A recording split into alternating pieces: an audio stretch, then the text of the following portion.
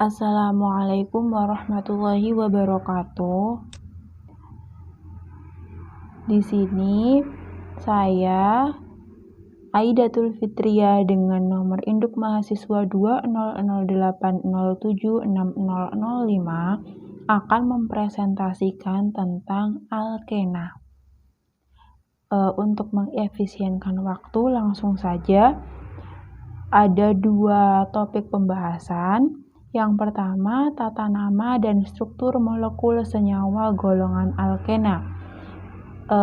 Pada subtopik yang pertama akan dibahas 5 poin.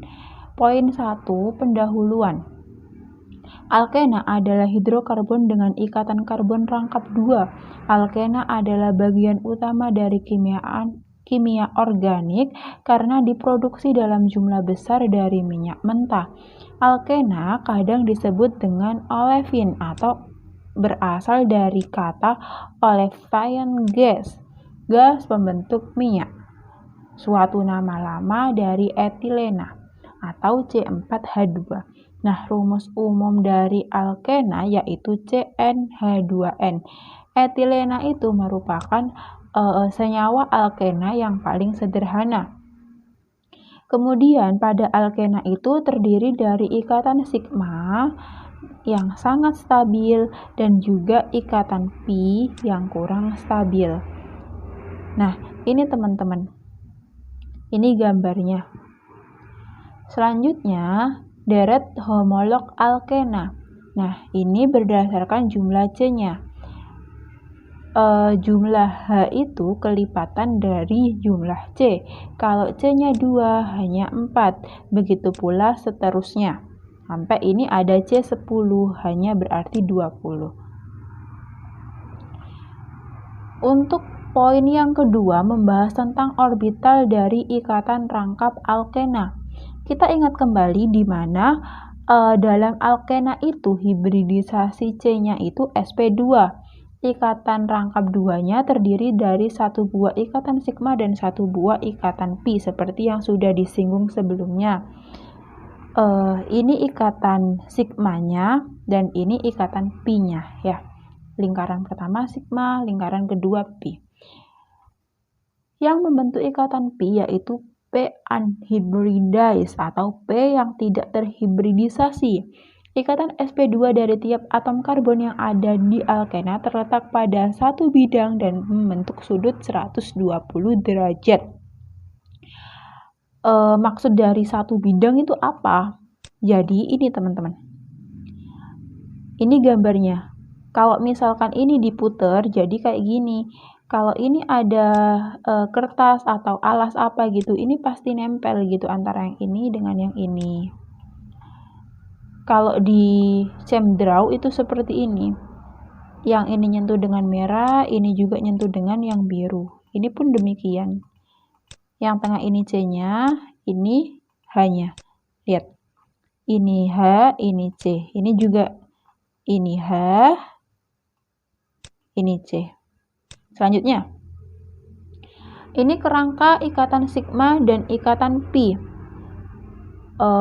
Ini C-nya ada 2, merupakan gambar dari etilena atau senyawa alkena paling sederhana, dan yang ini ikatan sigmanya. Ikatan pi dibentuk oleh lateral atau paralel tumpang tindih orbital atom. Ikatan ini lebih lemah dari ikatan sigma karena tingkat tumpang tindihnya itu lebih minimum. Selain itu, ikatan pi terbentuk setelah pembentukan ikatan sigma yang menjadikan ikatan ini lebih lemah dari ikatan sigma. Sedangkan ikatan sigma itu sendiri merupakan tumpang tindih koaksial atau linier dari orbital atom 2 atom. Ikatan sigma lebih kuat daripada ikatan pi karena ikatan sigma memiliki tingkat tumpang tindih yang maksimum. Jadi ini sangat jelas sekali bahwa ini menindih yang ini. Selanjutnya, poin ketiga yaitu tata nama alkena. Alkena yang sederhana diberi nama seperti alkana. Alkana jadi alkena, butana jadi butena, propana jadi propena, dan seterusnya. Sikloheksana jadi sikloheksena. A-nya itu berubah menjadi E. A-na diubah menjadi E-na. Berdasarkan posisi ikatan rangkapnya, alkena dibagi menjadi 3. Yang pertama terminal alkena, yang kedua internal alkena, dan yang ketiga sikloalkena. Yang ini, yang terminal alkena itu di ujung, yang internal itu di tengah-tengah, dan yang sikloalkena itu di dalamnya siklik. Selanjutnya, lantas kalau misalkan senyawanya itu lebih kompleks, lebih banyak mengandung C, itu bagaimana? Jadi ada tahapan-tahapan. Step 1 atau tahap pertama, kita tentukan dulu yang paling panjang, ikatan paling panjang atau disebut dengan rantai induk. Nah, ikatannya itu di sini kita ketahui ada 6 memuat atom karbon sebanyak 6. 2, 3, 4, 6. Nah, kemudian kalau 6 berarti heksena. Selanjutnya, langkah yang kedua, kita beri nomor. Nah, penomorannya itu harus lebih dimulai dari yang lebih dekat dengan ikatan karbon yang rangkap. Nah, ini kan ikatan rangkapnya. Berarti penomorannya dari sini. Kenapa nggak dimulai dari sini? Kalau dimulai dari sini berarti 1, 2, 3, 4. Sedangkan kalau dimulai dari sini lebih dekat 1, 2, kayak gitu ya. Selanjutnya, kalau sudah dikasih nama berarti ditentukan ini ikatan rangkapnya itu berada di C yang berapa. Ternyata C yang kedua. Berarti dinamai tadi heksena. Berarti ini ditambahi 2 heksena. Selanjutnya ada alkilnya enggak? Ternyata ada cabangnya yang di contoh ini. Cabangnya ada di nomor 2, 3, dan 5. Jadi 2, 3, 5. Ini cabangnya apa? Cabangnya ternyata semuanya sama, yaitu metil. Jadi 2, 3, 5 trimetil 2 heksana. 2 heksena. Nah, ada perbedaan antara nama Yupak yang baru dengan nama Yupak yang lama, di mana nama Yupak yang baru ini menyarankan posisi-posisi angka yang digunakan dalam nama diubah secara logis, bukannya menyebutkan angka-angka tersebut sebelum nama dasar tadi kan 2, 3, 5 trimetil 2 heksana. Berarti kan ini angka dulu baru namanya. Nah, untuk yang baru itu seperti ini. Ini yang awalnya ada C-nya ada 4, berarti butena gitu kan. Awalnya itu 2 butena menjadi but-2-ena. Kalau yang ini juga sama-sama butana, tapi ini ada alkilnya. Awalnya kan 2 metil 2 butena, tapi di nama Yupak yang baru itu 2 metil but 2-ena. Nah, ini yang atas ini, baik yang ini maupun yang ini, itu merupakan Yupak yang lama. Nah, yang ini sama yang ini itu Yupak yang baru. Selanjutnya, penentuan rantai induk. Tadi sudah disinggung bahwa rantai induk itu yang paling panjang, the longest, gitu kan. Tetapi ada syarat lainnya bahwa penentuan rantai induk itu harus mengandung ikatan rangkapnya. Ada contoh, ada kasus seperti ini, C-nya itu kayak gini. Nah, di sini ada 7S, ditentukan 7S. Yang ini ada 7C.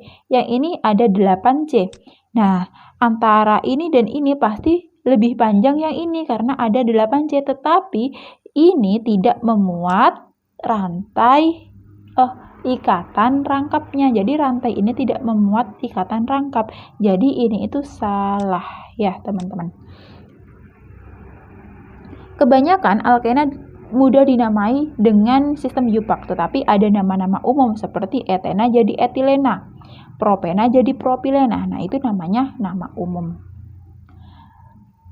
Pada poin keempat membahas tentang stereokimia alkena, ada 2, yang pertama cis dan trans, yang kedua E dan Z.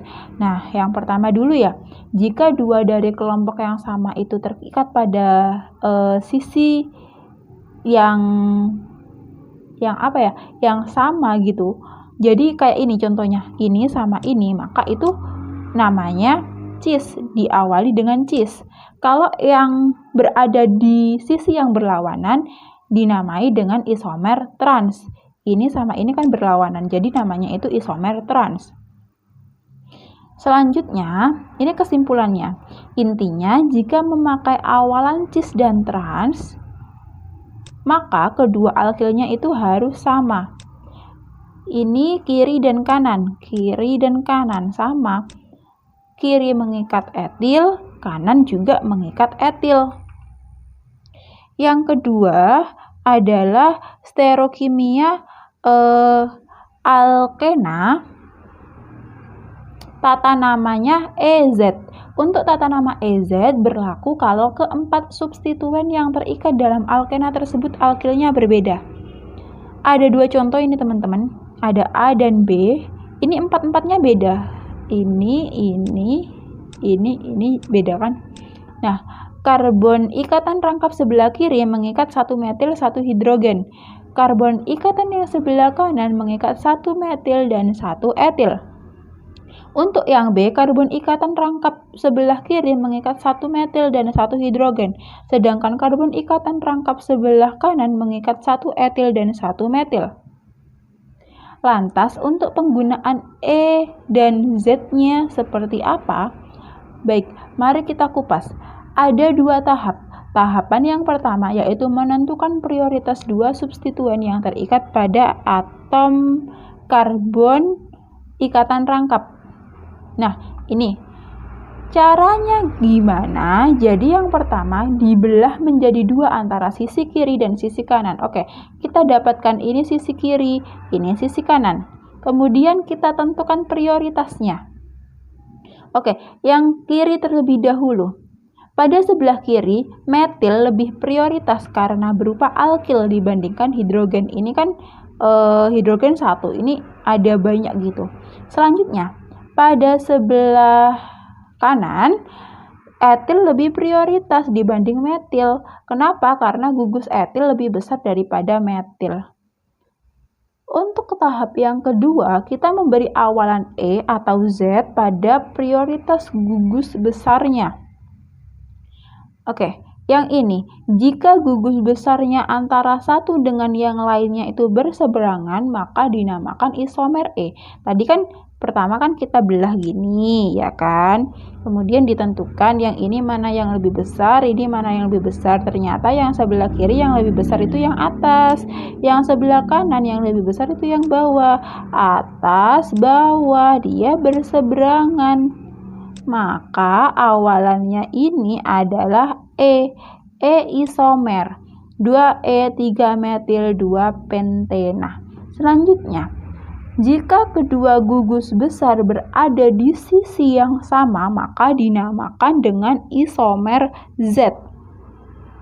Nah, ini kan sama, nggak berseberangan.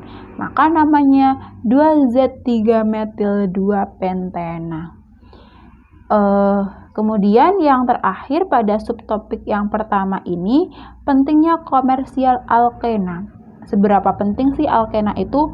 Jadi karena ikatan rangkap karbon itu mudah diubah fungsinya dan dia itu berperan banyak, maka di sini alkena menjadi perantara yang penting dalam sintesis plastik, obat, pestisida, dan bahan kimia berharga lainnya.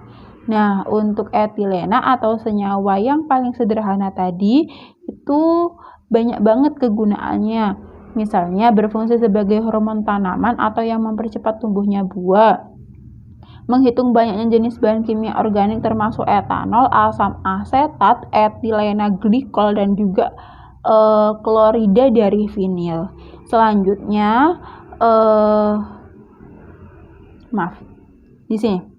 Etilen adalah bahan kimia organik terbesar dan diproduksi banyak setiap tahunnya, menggunakan polimerisasi untuk membuat polietilen. Nah, ini juga sering dijumpai dalam kehidupan sehari-hari. Contohnya, vinil klorida melalui tahap polimerisasi menjadi polivinil klorida atau PVC. Vinil klorida melalui tahap polimerisasi menjadi politetrafluoroetilena atau PF PTFE, dan Teflon. Nah, kita membahas subtopik yang kedua, yaitu tentang sifat fisika dan juga sifat kimia senyawa alkena. Ada 2 poin yang akan dibahas. Kita akan masuk ke poin yang pertama terlebih dahulu, yaitu tentang titik didih dan kepadatan senyawa alkena. Kebanyakan sifat fisik alkena mirip dengan alkana yang sesuai. Kenapa? Karena alkena dapat mengalami interaksi van der Waals, sehingga sifat fisiknya mirip dengan alkana pada berat molekul yang sama. Untuk selanjutnya, titik didih dan titik leleh alkena meningkat seiring meningkatnya berat molekul. Selanjutnya, peningkatan cabang menyebabkan volatilitas yang lebih besar dan titik didih yang lebih rendah. Di sini, semakin meningkat karbon, pastilah semakin meningkat juga massa jenisnya gitu kan, atau berat molekulnya. Nah, titik didihnya juga semakin meningkat seperti yang ada di dalam tabel ini. Selanjutnya, poin yang kedua membahas tentang polaritas. Alkena larut dalam pelarut organik, tetapi tidak larut dalam air. Alkena cenderung sedikit lebih polar daripada alkana. Kenapa? Karena 2 alasan. Elektron lebih lemah dalam ikatan pi yang lebih polarisasi atau polarizable.